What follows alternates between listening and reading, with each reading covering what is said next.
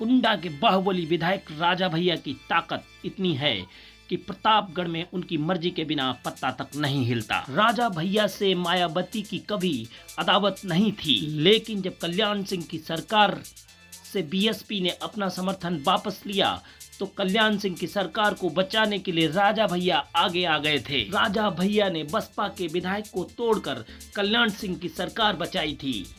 यहीं से राजा भैया और मायावती के बीच टकरार की वो लकीर खिंच गई थी, जिसका बदला मायावती ने 2002 और फिर 2010 में लिया। 2002 में मायावती तीसरी बार उत्तर प्रदेश की मुख्यमंत्री बनी थी और बहुजन समाज पार्टी खुशी मना रही थी। लेकिन कुंडा के एक राजशाही परिवार का राजकुमार राजा भैया सुर्खियों में था। कहते हैं कुंडा और उसके आसपास के इलाकों में सरकार किसी की भी हो, लेकिन राज सिर्फ राजा भैया का ही चलता है। राजा भैया को शायद ये उम्मीद नहीं थी कि मायावती उन पर पलटवार करेंगी। विडंबना देखिए, जिस बीजेपी की कल्याण सिंह सरकार को बचाने के लिए राजा भैया ने मायावती से दुश्मनी मोल ली थी, उसी बीजेपी की सरकार के विधायक पूरन सिंह बुंदेला ने राजा भैया पर किडनैपिंग और धमकाने का आरोप लगाया। मायावती सरकार ने राजा भैया को जेल में बंद कर दिया। राजा भैया के पिता उदय प्रताप सिंह के घर में भी छापेमारी की गई थी। उस वक्त के लिए ये बहुत बड़ी बात थी। जहां राजा भैया की इजाजत के बिना पत्ता तक नहीं हिलता था, वहीं मायावती ने ईंटें तक खुदवा दी थी। और ये कार्रवाई यहीं तक नहीं रुकी। मायावती ने रघुराज प्रताप सिंह उर्फ राजा भैया पर प्रोविजन टेररिज्म एक्ट यानी कि पोटा लगवा दिया था। पोटा वो कानून होता है जो आतंकवाद विरोधी गतिविधियों में शामिल आतंकवादियों पर लगाया जाता है। राजा भैया को जेल में बंद करने के दौरान 7 जेलों में शिफ्ट किया गया। मायावती ने यूपी को भयमुक्त बनाने का संदेश दिया।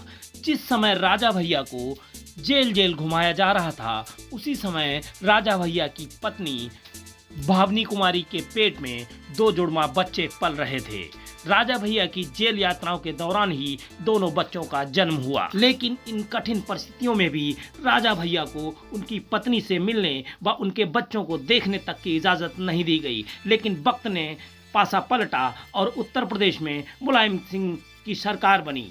सपा सरकार में आते ही मुलायम सिंह ने राजा भैया को जेल से बाहर का रास्ता दिखाया। उन पर लगे सभी आरोपों को मुलायम सिंह यादव ने खारिज कर दिया था और उन्होंने ये भी कहा कि राजा भैया बेगुनाह हैं। बेगुनाह ने किसी को एक थप्पड़ तक नहीं मारा और उन्होंने सपा सरकार में राजा भैया को कैबिनेट मंत्री भी बनाया। मुलायम सिंह की तारीफ करते हुए तब राजा भैया ने कहा था कि नेताजी का समर्थन जारी रहेगा, हम सदन में रहें या न रहें। 2012 में सपा सरकार आने के बाद ही राजा भैया पर चल रहे कोटा अधिनियम को भी खत्म किया गया। राजा भैया जब जेल से बाहर निकले तो ये उनकी जिंदगी का सबसे बड़ा टर्निंग पॉइंट था। लोगों को लग रहा था कि राजा भैया भी मायावती से बदला लेंगे, लेकिन राजा भैया ने इस सवाल पर उस समय जवाब देते हुए कहा था कि वो बदले की राजनीति नहीं करते हैं और मायावती को छूकर वो अपने हाथ गंदे नहीं करना चाहते। मायावती अपने कर्मों से ही खत्म हो जाएंगी।